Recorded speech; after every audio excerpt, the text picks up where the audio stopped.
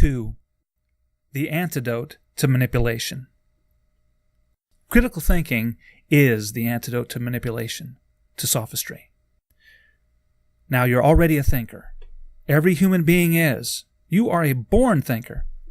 But reflect back.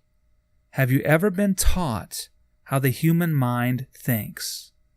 Was thinking encouraged in your classrooms? Did your teachers model it for you, show you how it's done? Did you learn a vocabulary to describe thinking? Do you know what thinking consists of? Do you know how to improve upon it?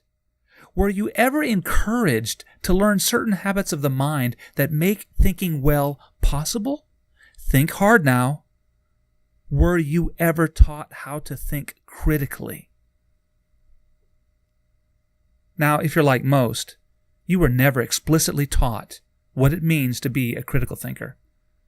Critical thinking is like the red-headed stepchild that is locked in the closet. No one speaks of her in polite company. You're expected to reason well in school, but you are given absolutely no instruction at all as to what this means. You're expected to already know. Now, there is some sense to this. After all, you already do know how to think. You know how to think intuitively, instinctively, and automatically as a thinking being. It's just something that you do, like walking. You take it for granted. And your teachers, they take it for granted too. Because everyone knows how to do it, and you do too. Everyone already knows how to think. But have you ever consciously reflected upon this process? Have you formulated the concepts and can describe what you do when you think or reason? Can you define it? Do you have a definition for critical thinking? Or is thinking a mysterious process that there are no words for? Kind of like the engine underneath the hood. You know it makes your car run, but you don't exactly know how the engine itself works. Or it might be like the computing processing unit of your laptop, the CPU of your laptop. You know that it makes the computer work, but again, you really have no idea how. Well, imagine what would happen if you knew how the engine works, if you understood its parts, how everything fits and works and is related to one another. Well, wouldn't you then know how to fix it, how to make it run better? Critical thinking is like that. Critical thinking is like having an owner's manual for your mind. With it, you can learn about, understand, strengthen, and improve the products of thought itself.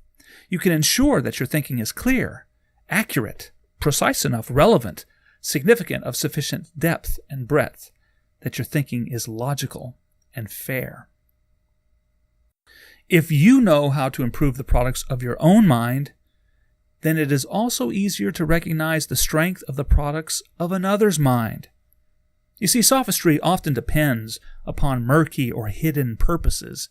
It's inaccurate in some way, or it's not precise enough, or it's deceptively irrelevant, or it's trivial in some way, or shallow, narrow, illogical, or unfair. If you know how to think critically, then it is easier to see when others are not thinking critically themselves. It's easier to see that instead of reasoning with you, they're actually trying to manipulate you, to trick you to get what they want. Critical thinkers are not easily manipulated. Critical thinking itself is the antidote to manipulation and sophistry.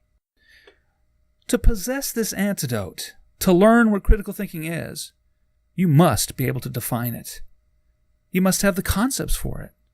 You must understand what those concepts are and how they are related to one another. And you must have some practice in utilizing these concepts. I'm afraid there are no shortcuts.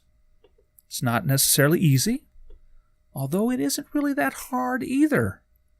But it requires a commitment to learn deeply and completely enough to use it as an antidote to manipulation. Do you possess this commitment? Well, if you do, then welcome to a fascinating journey. In the next presentation, the third of this series of 34, I'm going to show you how to fulfill that commitment.